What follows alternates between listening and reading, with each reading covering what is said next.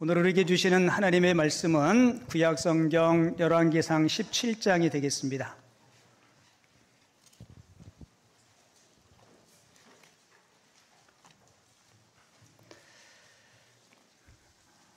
그리고 자정이 되면 10초 전에 카운트다운 할 건데요. 중간에 설교 중간이 됐든 뭐가 됐든지 방송실에서 그 시간 되면 그렇게 영상이 나올 거니까요. 여러분들이 같이 카운트다운 숫자 헤아리시고 우리 박수로 새해를 맞았으면 좋겠습니다. 열왕기상 17장 1절로 7절 우리 한 절씩 교독하도록 하겠습니다. 길르앗에 우거하는 자 중에 디셉 사람 엘리야가 아합에게 말하되 내가 섬기는 이스라엘의 하나님 여호와께서 살아계심을 두고 맹세하노니 내 말이 없으면 수년 동안 비도 이슬도 있지 아니하리라 하니라. 여호와의 말씀이 엘리야에게 임하여 이르시되 너는 제 겁니다. 너는 여기서 떠나 동쪽으로 가서 요단 앞 그리 시냇가에 숨고 그 시냇물을 마시라. 내가 까마귀들에게 명령하여 거기서 너를 먹이게 하리라. 그가 여호와의 말씀과 같이 하여 곧 가서 요단 앞 그리 시냇가에 머물매 까마귀들이 아침에도 떡과 고기를 저녁에도 떡과 고기를 가져왔고 그가 시냇물을 마셨으나 7절 같이 읽죠. 땅에 비가 내리지 아니하므로 얼마 후에 그 시내가 마르니라. 아멘. 우리 주변에 계신 분들과 인사하겠습니다. 인사하실 때 한 해 동안 수고 많이 하셨습니다. 참 잘하셨습니다. 새해 복 많이 받으세요. 같이 인사하겠습니다.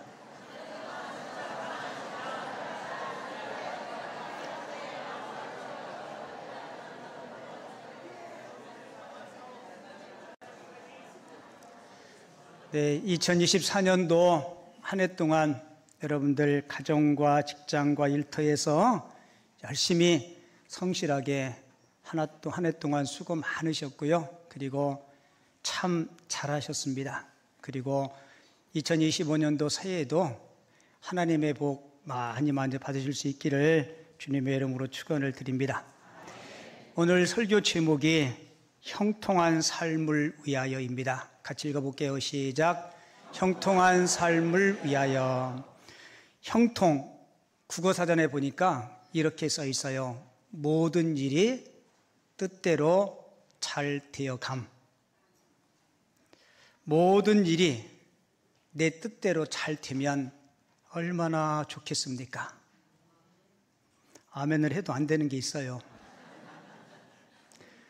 특별히 2024년도 올 12월 달은 유독 사건도 많았고 큰 사고도 있었고 참 가슴 아픈 일들이 많은 한 달이었던 것 같아요. 우리가 모두 형통한 삶을 바라지만 우리 삶은 늘 그렇지만은 않음을 우리가 경험하게 됩니다.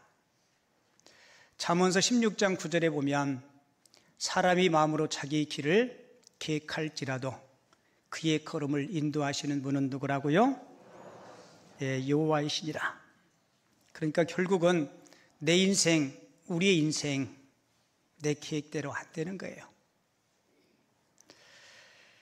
여러분, 오늘 본문은 형통한 삶의 비결이 무엇인지를 구약의 한 인물을 통해서 우리에게 보여주고 있습니다. 혹시 여러분들 이 이야기 들어봤을 거예요. 못생긴 나무가 산을 지킨다. 들어보셨죠? 여러분, 잘생긴 나무는 다 크지 못해서 어느 정도 크면 목소리 눈에 띄면 일찍 잘려나갑니다. 그래서 대들보로 쓰이는 게 아니고 석가래로 쓰여요. 그런데 못생긴 나무는 나중까지 살아남아서 큰 거목이 되고 결국은 큰 대들보로 쓰임받는다는 이야기예요. 혹시 여러분들 중에 나는 왜 그렇게 못났을까? 우리 가정은 왜 그렇게 아플까? 그리고 왜 그렇게 가난할까? 나는 배운 것도 많지 않고 생긴 것도 못생겼고 내세울 만한 가문도 없고 나는 참 별 볼 일 없는 사람이야. 나는 참 복이 지지리도 없어. 어쩌면 그렇게 부모도 잘못 낳고 그리고 좋아서 만났는데 그놈도 그놈이 아닌 것 같아. 그런데 여러분 꼭 기억하세요. 못생긴 나무가 뭐를 지켜요? 산을 지킵니다. 혹시 여러분들 가운데 열등의식에 빠져있는 분들이 계시다면 그 열등의식에서 꼭 벗어났으면 좋겠습니다. 우리 하나님도요, 예쁜 사람, 잘생긴 사람, 키 큰 사람, 똑똑한 사람, 공부 잘하는 사람, 잘난 사람, 그런 사람만 좋아하지 않으세요? 우리 하나님은요, 똑똑한 사람, 잘난 사람만 쓰시지 않고요, 평범한 사람을 하나님께서 좋아하십니다. 제가 증거를 보여드릴게요. 그래서 이 세상에 하나님이 가장 많이 만든 사람이요, 평범한 사람이에요. 맞죠? 아주 예쁘고 잘생긴 사람이 많아요? 평범한 사람이 많아요? 예쁘고 잘생긴 사람은요, 평범한 사람들한테 감사해야 돼요. 우리가 자기만큼 잘생겨봐요? 웃는 분들은 뭐가 찔림이 있는 것 같아요. 여러분, 성경의 인물 가운데 하나님 앞에 쓰임받은 사람들 보세요. 참 평범한 사람들이 많이 주님 앞에 쓰임받습니다. 오늘 본문에 등장하는 엘리야도 그런 사람 중에 한 사람이었어요. 엘리야를 소개하면서 성경은 이렇게 소개해요. 오늘 본문 1절에 보면 길르앗에 우거하는 자 중에 디셉 사람 엘리야가 어디 출신이라고요? 디셉. 디셉이 어딘지 아세요? 여긴 아시나요? 충남 홍성군 갈산면 상촌인 아세요? 알아요, 몰라요? 디셉은 모르죠. 그러니까 엘리야는 저보다 훨씬 더 촌 사람이었어요. 저는 여러분들이 알아주시잖아요. 어디라고요? 네. 거기 아는 성도들은 조금 우리 교회를 다니신 연식이 있는 분들이야. 여러분, 보통 성경에서 누구를 소개할 때요, 이렇게 소개해요. 누구누구의 아들 아무개. 그죠? 가문을 소개하고 사람을 소개하는데 엘리야는 자랑할 만한 가문, 드러내놓을 만한 어떤 지위, 명성, 그런 게 없었어요. 한마디로 이야기하면 그는 누구에게 자랑거리가 없는 그런 아주 평범한 시골 사람이었어요. 그런 엘리야가 하나님을 만나고 그가 어떤 사람이 된지 아세요? 그는 정말 형통한 사람, 능력의 사람, 어두운 그 시대에 하나님의 영광을 햇불을 밝히는 사람이 됐어요. 제가 엘리야가 어떤 사람인지 그의 능력에 대해서 몇 가지 소개해 드릴게요. 엘리야가 가뭄을 예언할 때 하늘이 문을 닫고 3년 동안 비가 내리지 않게 한 사람이 누구예요? 대단해요, 안 해요? 대단하죠. 그가 그리시네가의 까마귀를 통해서 먹을 것을 공급받은 기적을 체험한 사람이에요. 아합 왕의 칼날을 피해서 그리시네가에 숨었는데 까마귀가 아침과 저녁으로 떡과 고기를 공급해주는 그런 기적을 체험한 사람이 엘리야입니다. 그리고 사르밧 과부의 집에서 가뭄이 끝날 때까지 통에 가루가 떨어지지 않고 병에 기름이 떨어지지 않게 한 사람, 대단하죠. 엘리야가 그런 사람이에요. 그리고 사르밧 과부의 죽은 아들을 살린 사람이 엘리야입니다. 그리고 갈멜산 꼭대기에서 영적 전쟁에서 우상 숭배자들, 바알과 아세라 선지자들 850명을 엘리야가 기도함으로 하늘에서 불이 내려서 하나님만이 참시짐을 보여준 사람, 그가 누구예요? 엘리야죠. 그리고 엘리야는 죽음을 경험하지 않고 회오리 바람을 타고 승천한 사람이에요. 여러분, 구약의 인물 가운데 죽음을 경험하지 않고 하늘로 승천한 사람이 두 사람 있어요. 에녹과 엘리야. 그리고 예수님 시대에도 엘리야의 명성은 대단했습니다. 우리 예수님께서 놀라운 기적과 표적을 행할 때 사람들이 그 모습을 보면서 뭐라고 표현한지 알아요? 혹시 엘리야가 아닌가라고 그렇게 말할 정도로 예수님 시대까지 엘리야의 명성은 대단했습니다. 여러분, 엘리야가 저와 여러분들과 똑같은 아주 지극히 평범한 사람이었는데 어떻게 이런 영향력 있는 그리고 능력 있는 삶을 살 수 있었을까? 2024년도를 보내고 이제 2055년도를 맞이하는데 저도 여러분들도 엘리야처럼 하나님께 쓰임받는 형통한 삶을 위해서 우리가 어떻게 해야 될까? 그 비결을 좀 나눠보려고 해요. 형통한 삶을 위해서 하나님의 말씀에 꼭 순종하시기를 바랍니다. 엘리야는 그저 평범한 사람이었지만 엘리야에게 두드러진 특징이 있었어요. 엘리야는 하나님이 무슨 말씀을 하시든지 그는 토달지 않고 그 말씀에 순종했어요. 엘리야가 활동하던 그 시대는요, 북쪽 이스라엘의 7번째 왕이었던 아합 왕이 통치하던 시대였어요. 북이스라엘의 왕들 가운데 가장 사악한 왕이었어요. 근데 하나님이 엘리야에게 너 아합 왕에게 가서 경고를 하라는 거예요. 가뭄에 대해서 경고하라. 여러분, 그 명령은 결코 순종하기가 쉬운 게 아닙니다. 그 폭군 앞에 잘못 서면 목숨이 위태할 수 있어요. 그런데 이 엘리야는 그게 하나님의 말씀이기에 아합 앞에 가서 내 말이 없으면 수년 동안 비도 일슬도 내리지 않겠노라고 경고합니다. 경고 후에 엘리야 선지자가 생명의 위협을 느낄 때 하나님은 그 엘리야에게 그리 시내가에 가서 숨으라고 또 명령해요. 오늘 본문 2절과 3절에 보면 여호와의 말씀이 엘리야에게 임하여 이르시되 너는 여기서 떠나 동쪽으로 가서 요단 앞 어디에 심으라 그래요? 그릿 시내가에 숨고, 저 그릿이라는 말 뜻이 외롭다, 고독하다라는 뜻이에요. 그런데 여호와의 말씀이 엘리야에게 임할 때 엘리야는 하나님 언제는 아합 왕 앞에 가라 하고 쪽팔리게 도망가라고 합니까? 그렇게 토달지 않았어요. 5절을 보면 이렇게 기록되어 있어요. 엘리야가 같이 읽어볼까요? 여호와의 말씀과 같이 하여 곧 가서 요단 앞 그릿 시내가에 머물매라고 기록하고 있죠. 그러니까 엘리야의 삶을 추적해 보면 그는 항상 하나님의 말씀을 들었고 그 말씀이 들려질 때 그는 자기 생각, 자기 판단, 자기 감정, 자기 이성 이 모든 것 위에 하나님의 말씀을 두고 그 말씀을 따라 움직였다는 거예요.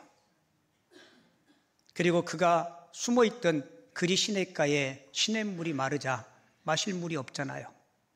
그때 하나님은 이 엘리야에게 사르밧이라는 곳으로 가라고 하나님이 명령해요.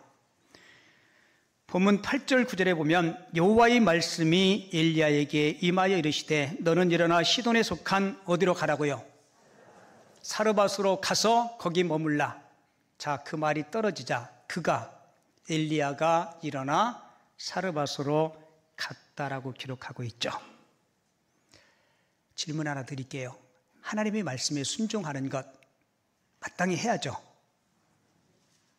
또 대답들 안 하시네.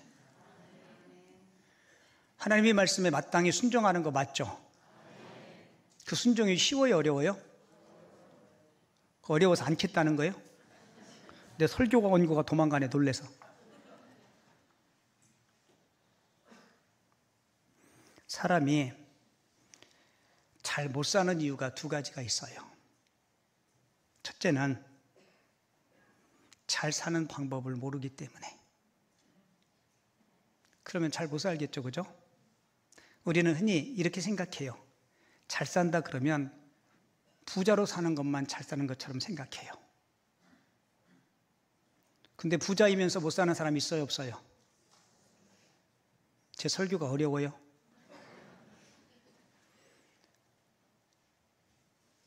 여러분, 잘 사는 방법을 모르기 때문에 하나님은 저와 여러분들이 이 땅 가운데 잘 살기를 바라십니다. 그래서 우리에게 하나님의 말씀, 인생의 가이드북인 성경을 주셨어요. 그리고 저와 여러분들, 특별히 예수 믿는 저와 여러분들은 잘 사는 방법을 알아. 설교를 수도 없이 많이 들었어. 근데 그 말씀에 순종하지 않아. 왠지 알아요? 우리는 옳은 것, 하나님이 기뻐하시는 것, 그것보다는 내가 유익한 것, 나에게 이익이 되는 것, 그리고 내 생각, 내 경험이 우위에 있기 때문에 알지만 실천이 안 되고 순종이 안 되는 거예요. 맞아요, 안 맞아요? 그래서 여러분, 순종이 훈련돼야 돼요. 그게 안 되면 절대로 하나님의 말씀에 순종하지 않습니다. 여러분, 아는 것이 우리가 하나님을 제대로 믿는 게 아니에요. 창세기부터 요한계시록까지 어느 분은 목사님 저 성경 30독 했어요. 그렇게 자랑하는 분이 있어요. 여러분, 30독 하는 게 중요한 게 아니고 단 1독을 했더라도 그 말씀대로 살려고, 그 말씀대로 못 살으면 주님 그렇게 살 수 있도록 저희 마음과 생각을 말씀으로 붙잡아 주세요라고 기도할 수 있어야 돼요. 근데 우리는 그게 안 돼.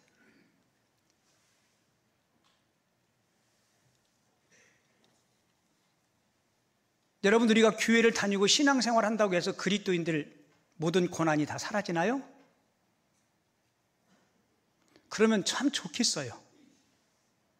교회만 오면 진급도 되고, 교회만 오면 대학도 취업도 다 합격되고, 아마 그러면 송 목사 목회하기 되게 쉬울 것 같아. 오기만 하면 다 되니까, 그죠? 암병에 들었는데 교회 와서 며칠 예배했더니 다 사라졌어. 그러면 문전성시를 이룰 거예요, 그죠? 근데 여러분 잘 들으세요. 말씀대로 산다고 해서 고난이 없어지는 거 아닙니다. 예수 믿는 성도들도 고난이 있을 수 있어요. 예수 믿는 성도들도 암에 걸릴 수 있어요. 예수 믿는 성도들도 사고 당할 수 있어요. 어느 탄광이 매몰됐어요. 광부들이 일하다가 그 매몰된 탄광에 갇혔어요. 근데 구사일생으로 한 사람이 살았어요. 그 산 사람이 예수 믿는 사람이에요. 목사님이 놀래서 찾아가 가지고는 이렇게 하겠어요. 아이고, 하나님의 은혜네요. 근데 구사일생으로 산 그 사람이 하나님의 은혜가 맞는데 그렇게 말할 용기는 없네요. 왜요? 같은 동료들은 죽었어요.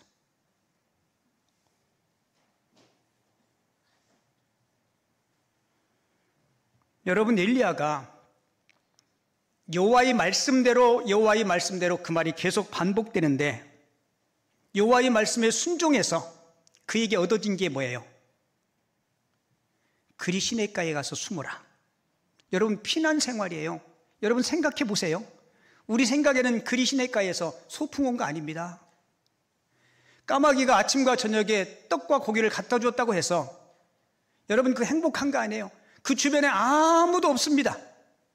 얼마나 외롭겠어요. 얼마나 심심하겠어요. 얼마나 두렵겠어요. 어느 설교가가 그 얘기예요. 왜 하나님께서 많은 짐승들 중에 까마귀를 이용하셨을까? 그분이 푸른 거예요. 만약에 세퍼트가, 개가 아침과 저녁으로 계속 뭐 물고 왔다 갔다 하면 사람들이 의심해서 개 뒤쫓아가지 않았을까? 근데 공중에 나는 까마귀는 뭐 깍깍거리고 다니니까 까마귀가 그렇게 웃는 거 맞아요? 까마귀 어떻게 울어요? 우리 성가대원들 한번 울어봐요. 시작.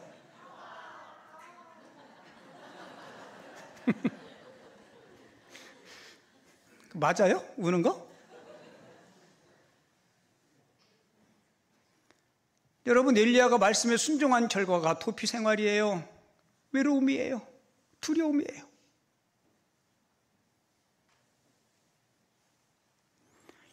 여러분, 믿음의 조상 아브라함이 75세 때 하나님께서 너 정든 집과 고향을 떠나서 가라 그래요. 가나안 땅으로 가라 그래요. 갔어요. 가니까 뭐가 기다리고 있어요?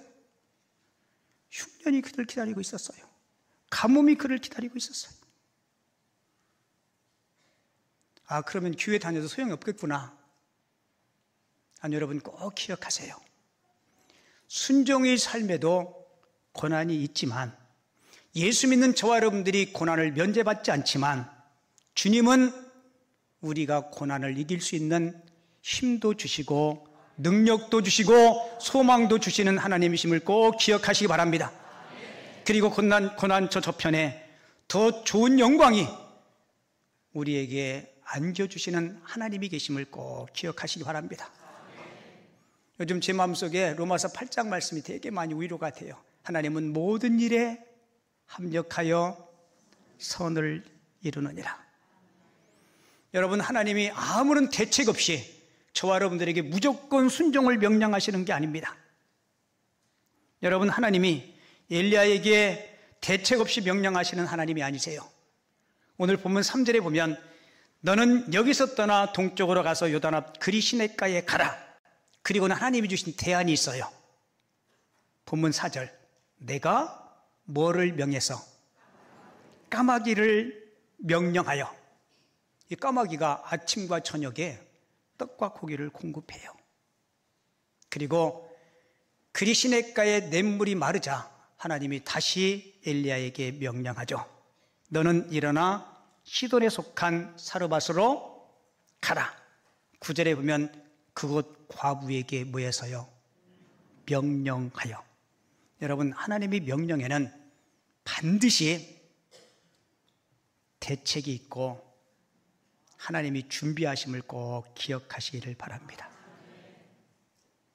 엘리야가 불의 선지자, 능력의 사람으로 쓰임받기 위해서 그리 시냇가에서 오로지 하나님만을 의지하는, 세상 영향 받지 않고 하나님의 영향권 아래서 그가 훈련받게 돼요.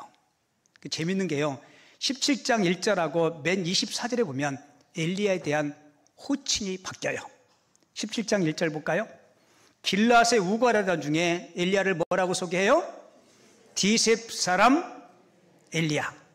근데 17장 24절에 가보면 여인이 엘리야에게 이르되 내가 이제야 당신은 뭐라 얘기해요? 하나님의 사람이시오. 당신의 입에 있는 여호와의 말씀이 진실한 줄 아노라 하니라. 할렐루야. 디셉 사람에서 하나님의 사람으로 바뀌어요. 제가 이 본문 말씀을 묵상하면서 이 사르밧 과부가 여러분 3년 가까이요 기적을 체험해요. 어떤 기적이요? 엘리야를 만났을 때 마지막 남아있는 가루를 가지고 떡을 해서 아들과 함께 먹고 죽음을 기다리려고 하는 그 순간 엘리야를 만나요. 자기가 먹을 그 가루를 가지고 엘리야 선지자를 대접해요. 그 이후에 이 가루를 담는 통 있죠. 말하자면 쌀독. 쌀독에 쌀을 푸고 나서 아침에 보면 또 있어요. 병에 기름을 따라 먹었는데 아침에 보면 또 그만큼 있어요. 재밌어요? 안 재밌어요? 그 기적이에요? 아니에요? 기적이죠. 기적이가 아니고 기적.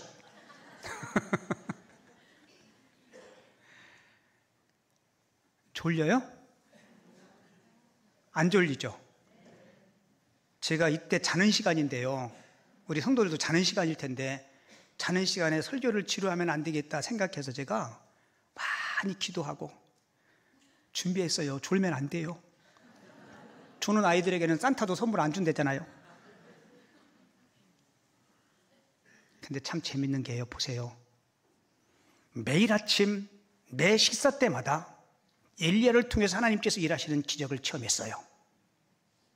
그런데 그때는 당신은 하나님의 사람이라고 얘기하지 않았어요. 그런데 이 과부의 아들이 죽게 돼요. 죽은 그 아들을 살리는 과정 속에서 이 과부가 엘리야를 경험하게 됩니다. 제가 전에 설교할 때 여러분들에게 한번 이야기 드렸어요. 남편을 잃은 여인을 뭐라고 얘기해요? 아내를 잃은 남자를요. 어려워요? 그러면 부모를 잃은 자식을 뭐라 그래요? 그러면 자식을 잃은 부모를 뭐라고 얘기해요?